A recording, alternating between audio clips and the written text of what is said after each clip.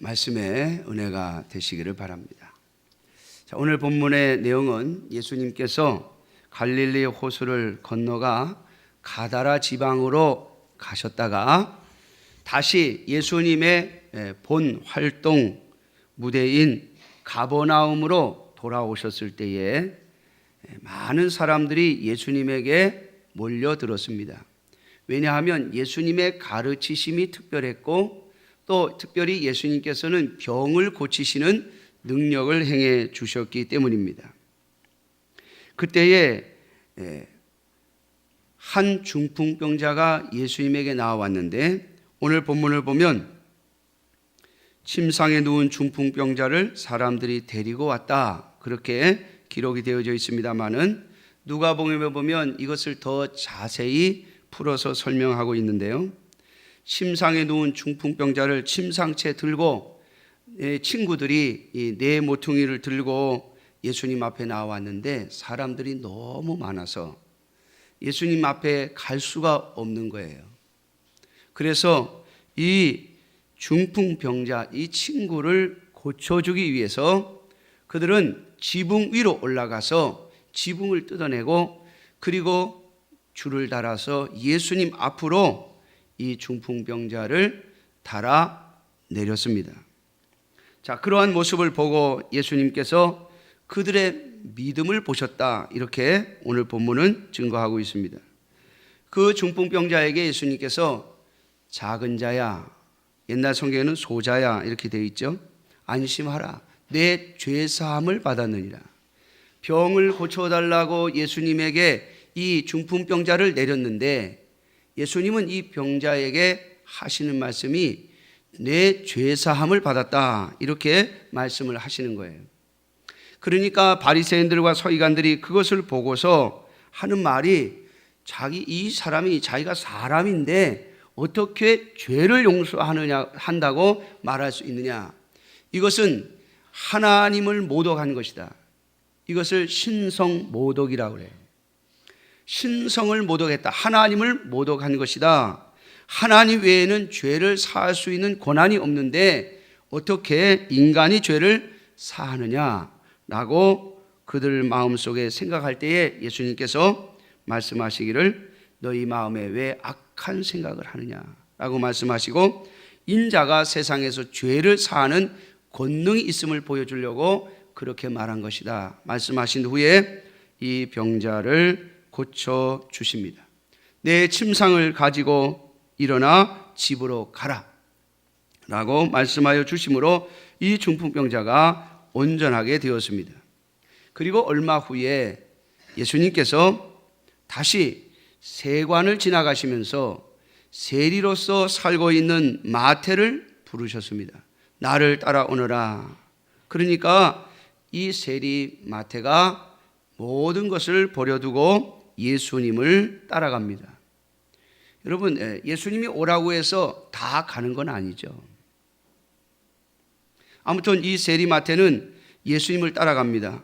그리고 자신이 예수님을 만난 후에 예수님의 제자가 되어서 자신과 함께 세리를 했던, 자신과 함께 세리였던 많은 친구들을 부릅니다. 그리고 예수님을 소개하는 것이죠. 예수님은 그들과 함께 식사를 하시면서 그들에게 예수님을 보여주시고 또 예수님을 가르쳐 주셨을 것입니다. 자, 그때의 바리새인들이 이 예수님의 모습을 보면서 또 말합니다. 어떻게 세리와 죄인들과 함께 식사를 할 수 있느냐.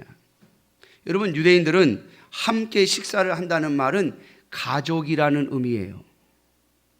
그러니까 유대인들은 자기들의 가족이 아니면 같이 식사를 하지 않습니다. 그들은 같은 유대인이 아니면 절대로 식사를 하지 않습니다. 여러분, 유대인들은 비록 조상이 조금씩 달라도 그들이 이 지파가 다 달라도 유대인들은 한 뿌리에서 나왔죠. 여러분, 유대인들이 얼마나 결속력이 강한지는 우리가 익히 들어 아는 바입니다. 중동의 나라들과 이스라엘이 전쟁을 할 때 미국에 와 있던 유대인 유학생들은 짐을 싸서 고향으로 이스라엘로 돌아가려고 했고 이 중동에서 온 아랍에서 온 유학생들은 짐을 싸서 도망가려고 했다 합니다. 그런 그 예화가 있죠. 여러분, 그만큼 유대인들은 이 같은 민족, 한 국민이 하나의 가족입니다. 그러므로 이러한 마음을 가졌기에 유대인들끼리는 식사를 해요. 그러나 이방인들하고는 절대로 같이 식사를 하지 않습니다. 그런데 예수님께서 세리와 그리고 죄인들과 함께 식사를 하셨다는 것은 그들을 가족으로 받아들였다는 것이에요. 그러니까 바리새인들이 예수님에게 시비를 거는 겁니다. 어떻게 죄인들과 함께 식사를 할 수 있느냐. 그때 예수님께서 오늘 우리가 읽은 말씀처럼 건강한 자에게는 의사가 쓸데없고 병든 자에게라야 쓸데가 있느니라 말씀하시면서 나는 의인을 부르러 온 것이 아니요 죄인을 부르러 왔다라고 말씀하십니다. 사랑하는 성도 여러분, 오늘 본문의 내용을 살펴보면 예수님께서 죄의 문제에 대해서 이야기하고 있는 것을 알 수가 있습니다. 병자가 찾아온 것을 가지고 주님은 죄의 문제를 이야기하셨고, 그리고 이 세리와의 만남, 그리고 세리 마태의 친구들과 함께 식사하는 자리에서도 주님은 죄에 대해서 말씀하시면서 내가 죄를 사하기 위하여 그리고 죄인을 부르기 위하여 이 땅에 오셨음을 말씀해 주고 있는 것입니다. 그러므로 사랑하는 성도 여러분, 오늘 저와 여러분들이 예수님을 진정으로 만나려면 죄의 문제를 가지고 주님을 만나야 할 것입니다. 죄의 문제 속에서 주님을 만나지 못한다면 그 사람은 온전한 믿음 안에 서 있지 못할 뿐만 아니라 주님을 진정으로 만났다고 말할 수 없는 것이죠. 그저 병을 고치는 것으로 주님을 만난 것은 주님을 온전히 만난 것이 아닙니다. 정말로 예수 그리스도를 만나려면, 예수 그리스도를 만난 확신을, 증거를 가지고 있으려면 죄의 문제를 가지고 만나야 한다는 것이죠. 전에 2001년도로 제가 기억을 합니다마는 2001년도에 저희 교회에 어떤 집사님이 예배를 드리러 오셨어요. 그런데 첫째 주, 첫 번, 두 번째, 세 번째, 한 네 번째 예배를 드리시더니 예배를 마치고 우리 교회 등록한 교인은 아니에요. 다른 서울에 있는 큰 교회 집사님이신데 우리 이 수임리에 별장을 짓고 이사를 오셔가지고 네 번 저희 교회에 참석을 하셨어요. 그런데 네 번째 저에게 그러시더라고요. 그때 제가 전도사 때인데 전사님 우리 집에 커피 드시러 한번 오시죠? 그래요. 그래서 제가 예배를 마치고 그 집사님 댁에 차를 마시러 갔어요. 갔더니 이분이 봉투를 하나 내미시면서 전사님 건축 헌금입니다. 그러면서 저한테 주세요. 그걸 받아가지고 와서 교회에 헌금을 하고 보니까 그 봉투에 1,000만 원짜리 수표가 한 장 딱 들어있더라고요. 우리가 교육관을 건축하고 약 2,500만 원 정도의 건축비를 그 공사비를 못 주고 있을 때 그분이 1,000만 원의 헌금을 해 주셔서 우리 교육관 건축하고 공사비를 지불하는 데 아주 큰 도움이 됐습니다. 그런데 이분이 그 이후로 점점 사업이 망해가는 거예요. 처음에 몇 년 동안은 별 문제가 없었는데 세월이 지나면서 사업이 점점 망해가서 결국에는 마지막에는 이곳에 지었던 멋있는 별장도 팔고 그리고 서울로 다시 이사를 가시는데 겨우 전세금을 마련을 해가지고 이사를 가시는 상황이 되었어요. 그런데 그분이 이사를 가시기 전에 저를 찾아오셨는데 저한테 이러세요. 그때는 제가 아마 목사가 됐을 거예요. 제가 2002년도에 목사 안수를 받았으니까. 근데 이분이 목사님, 제가 이만저만 해서 이렇게 사업이 다 망해서 이제 이 집도 다 팔고 그리고 이제 겨우 아파트 전세 얻을 돈을 마련해 가지고 서울로 이사를 가게 되었습니다. 그래서 제가 그 소리를 듣고 집사님 어떻게 하면 좋으냐고 제가 걱정이 되고 마음이 안타까워서 이야기를 했더니 그분이 이러세요. 저한테 목사님 제가 이곳에 와서 은혜를 많이 받고 갑니다. 수임리에 와가지고 결국 사업이 다 어려워져서 집도 별장도 다 팔고 집도 다 팔고 이제 전세를 얻을 수밖에 없는 지경에까지 이르렀지만 그 과정 속에서 저는 하나님의 은혜를 받았습니다. 여러분 이해가 되세요?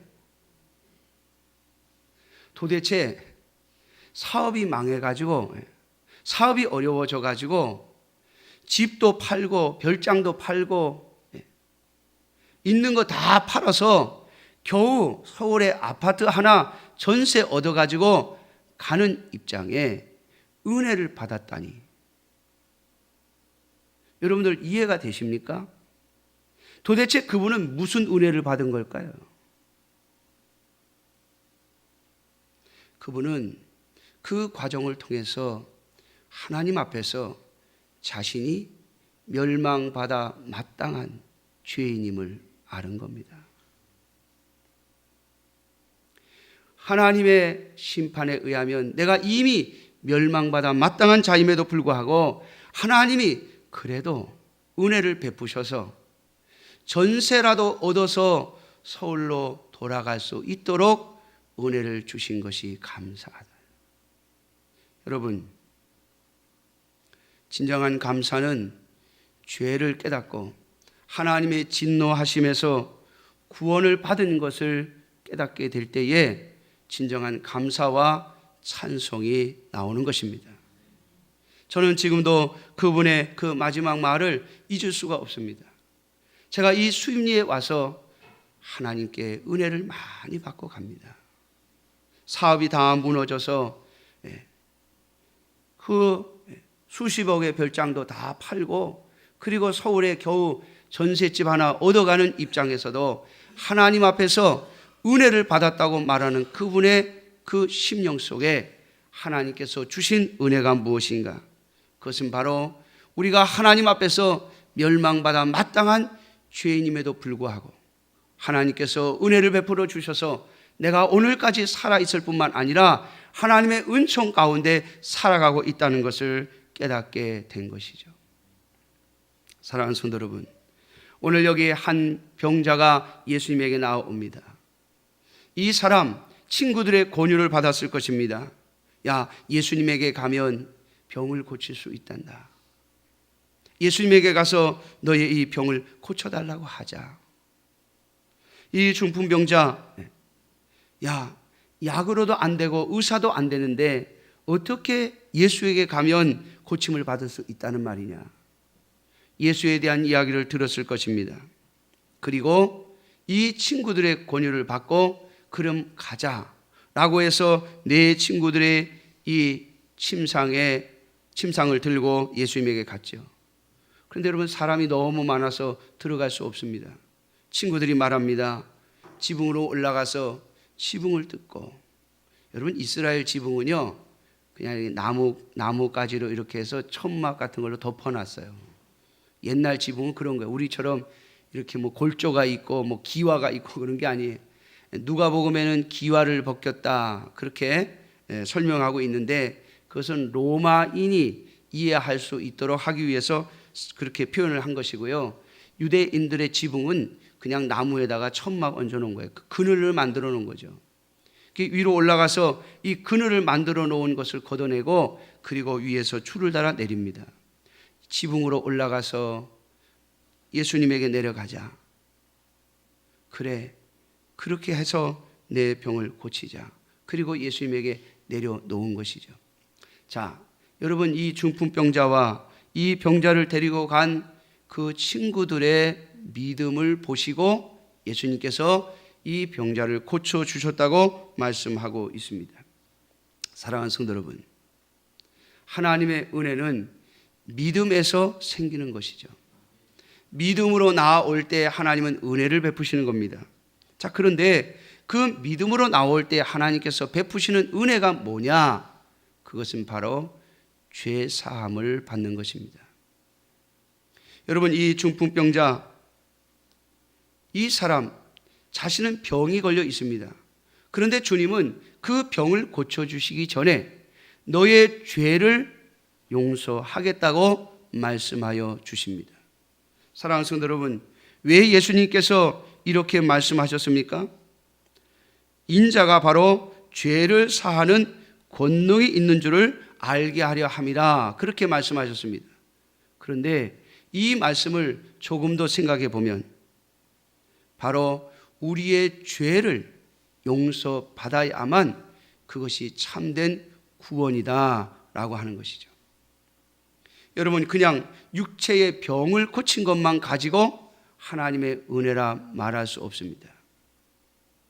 왜냐하면 인간은 이 병들었을 때, 그리고 나았을 때 마음이 바뀌어요. 이 병들었을 때의 마음과 고침을 받았을 때의 마음이 달라지더라는 거예요. 제가 전에 이 장이 안 좋아서 병원에 실려간 적이 3번이 있습니다. 대학교 다닐 때. 4번째 또 장에 탈이 생겨가지고 병원에 가야 할 상황 속에서 제가 하나님 앞에 그랬어요. 하나님, 이 병 고쳐주시면 제가 새벽에 가서 기도할게요. 내가 병원비를 가지고 지금 병원에, 부모님이 준 병원비를 가지고 병원에 가는데 내가 아무래도 이 병은 하나님이 고쳐주셔야 될 것 같아서, 하나님, 내가 이 돈을 가지고 이 탁상시계, 이 괴종시계를 사서 새벽 기도를 나갈 테니까 하나님 이 병을 고쳐주세요. 여러분, 그랬더니 하나님이 진짜 고쳐주시더라고요. 할렐루야. 그 뒤로 제가 장 때문에 앰뷸런스를 탄 적이 한 번도 없습니다. 물론 제가 장이 별로 좋지 않아서 가끔 설사를 합니다. 탈이 납니다. 그런데 병원에 실려갈 정도로 아픈 적이 한 번도 없어요. 하나님이 고쳐주신 것은요, 완전합니다. 믿습니까? 자, 그런데요, 하나님이 고쳐주시니까 처음에는 이 괴종식을 사가지고 새벽 기도를 몇 번 나갔어요. 한 달. 그런데 한 달 좀 지나 멀쩡해지니까, 안 아프니까 어떻게 바뀐 줄 아십니까? 힘들어서 피곤해서 공부하느라고 못 가겠다. 그래서 지금도 하나님이요, 가끔 제가 하나님 말씀을 잘 안 들으려고 하면 한 번씩 쥐어짜십니다. 그런데 병원 갈 정도로는 쥐어짜지 않으세요. 옛날 생각이 나는 거예요. 그래서 벌써 저는 배에 탈이 딱 나면 이상하다, 생각지도 않게 탈이 났다 싶으면 바로 하나님 앞에 묻습니다. 하나님, 뭐 때문에 그러십니까? 하나님, 왜 그러십니까? 그리고 묻고 바로 하나님하고 관계를 회복시킵니다. 그러면 하나님이 도로 낫게 하세요. 여러분, 인간은요, 이렇게 육체의 병을 고친 것 갖고는 절대로 하나님 앞에 온전히 설 수 없습니다. 인간이 하나님 앞에 온전히 설 수 있는 방법은 딱 하나, 자신이 죄인임을 깨닫는 것입니다. 그래서 주님은 이 중풍병자에게 병을 고쳐주시기 전에 먼저 죄 사함을 말씀하고 있는 것입니다. 뿐만 아니라 오늘 본문에 보면 이 세리 마태를 부르시면서 그의 친구들과 함께 앉아 잡수시면서 그들에게 은혜를 베푸시는 예수님의 모습을 보게 됩니다. 이 세리 마태는 모든 유대인들이 싫어하는 세리요, 모든 유대인들이 죄인 취급하는 자입니다. 여기 많은 세리와 죄인들이라고 했을 때 이들은 친구들을 말하는 것이며 이들은 한 무리를 일컫는 말입니다. 그러므로 이 마태 세리는 모든 유대인들에게 비난을 받으면서도 오직 돈 하나를 바라보고 돈을 버는 데 있어서는 유대인들의 비난도 죄인이라고 하는 소리도 감수하겠다고. 왜 그렇게 됐는지 우리는 마태에게 물어봐야 알겠습니다만은 여러분, 돈에 한이 맺혀서 그러지 않겠어요? 그렇게 살아가던 마태를 예수님이 부르십니다. 그리고 예수님의 제자가 되게 하십니다. 사랑하는 성도 여러분, 마태가 어떻게 예수님을 따라갈 수 있었겠습니까? 그가 왜 자신의 모든 친구들을 불러 또 자신과 함께 죄를 짓던 죄인들을 불러 예수님에게 데리고 나왔겠습니까? 나의 죄를 용서하시고 나를 사랑하여 주신, 나를 제자로 맞아주신 예수님을 바라보라고. 죄를 용서하시고 은혜를 베푸시는 예수님에게 나아가자고 그의 친구들과 또 죄인들을 불러 모은 것입니다. 사랑하는 성도 여러분, 오늘 저와 여러분들이 하나님 앞에서 꼭 깨달아야 할 것이 있습니다. 그것은 오늘 여기 13절 말씀에 너희는 가서 내가 국류를 원하고 제사를 원하지 아니하노라 하신 뜻이 무엇인지 배우라. 나는 의인을 부르러 온 것이 아니요 죄인을 부르러 왔노라 라고 하신 말씀입니다. 여러분, 죄인을 부르셨다는 말, 그리고 내가 국류를 원한다 라고 하는 이 번역은 조금 생각해 볼 만한 번역입니다. 이 국률이라고 하는 말은 호세아 6장에 나오는 말씀인데요. 거기에는 나는 인애를 원하고 이렇게 돼 있어요. 자, 인애. 이 국률이라는 말을 인애라는 말로 바꿔야 합니다. 그러면 인애는 뭐냐? 영어로 하면 love예요. 다시 말하면 하나님은 우리에게 사랑을 원하시지 제사를 원하는 것이 아니다 라고 말씀하신 겁니다. 여러분, 하나님이 원하시는 사랑이 무엇입니까? 그것은 바로 죄 용서함을 받은 사람으로서의 드리는 사랑이요. 죄 용서함을 받은, 여러분, 이 죄 용서함을 받는다는 것이 무엇입니까? 바로 우리의 생명과 관계된 것이죠. 죄의 값은 사망입니다. 다시 말하면 사망의 골짜기에서 나를 건져주신 예수 그리스도를 만날 때만이 우리는 예수님을 진정으로 사랑할 수 있습니다. 그러므로 사랑하는 성도 여러분, 예수님께서 이 땅에 오신 이유는 죄인을 부르러 온 것이요, 죄인을 불러 회개시키고 죄를 용서하셔서 하나님을 사랑하는 자, 예수 그리스도를 진심으로 사랑하는 자들을 부르시려고 오신 것입니다. 그러므로 사랑하는 성도 여러분이 오늘 정말로 주님이 원하시는 것이 무엇인지를 온전히 볼 수 있기를 주님의 이름으로 축원합니다. 하나님께서 우리의 삶 속에서 우리를 점점 낮추시고 우리를 점점 환난 가운데 밀어넣으시고 우리를 고통 가운데 밀어넣으시는 가장 중요한 이유가 우리가 하나님 앞에서 죄인임을 깨닫게 하려 하심입니다. 너의 생명은 나에게 있고 죄로 인하여 죽을 수밖에 없는 너 자신을 보라고 우리에게 그렇게 하시는 거예요. 처음에 말씀드렸던 그 집사님은 사업이 망하고 집도 날아가고 별장도 날아가면서 그분이 깨달은 것이 바로 그것입니다. 왜 하나님이 나를 이렇게 끌어내리시는가? 그 부인 집사님이 그러시더군요. 하나님이 주신 그 물질을 가지고 노후를 편안히 보내려고 했었는데 내가 이 나이 들어가지고 이 60이 넘은 나이에 이렇게 사업이 다 망가지니 어떻게 하면 좋을지 모르겠다고 한번 교회에 와서 기도하시면서 저에게 그런 얘기를 하신 적이 있어요. 그때 제가 그랬습니다. 마음속으로 그랬습니다. 집사님, 이 땅에서 편안히 누리고 살려고 하니까 하나님이 걷어가시죠. 여러분, 하나님의 백성의 삶의 목적은 이 땅에서 누리는 데 있지 않습니다. 주님을 위하여 사는 데 있죠. 그분들은 그 사업이 무너짐으로 인하여 그 하나님의 뜻을 발견했고, 그리고 하나님의 그 사랑을 발견했습니다.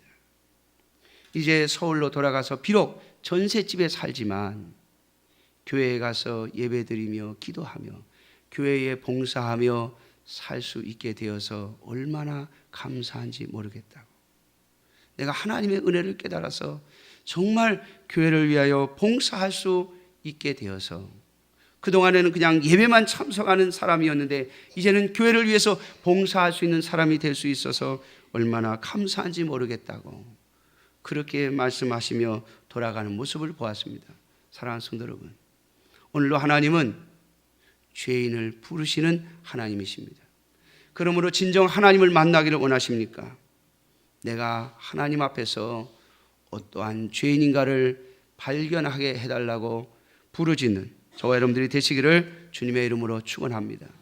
하나님께서 어떤 자리에서 나를 부르셨는지를 기억하시는 저와 여러분들이 되시기를 주님의 이름으로 축원합니다. 이 고백이 없이는, 이러한 깨달음 속에서 주님을 사랑함이 없이는 우리의 모든 예배는 헛된 예배가 될 것입니다.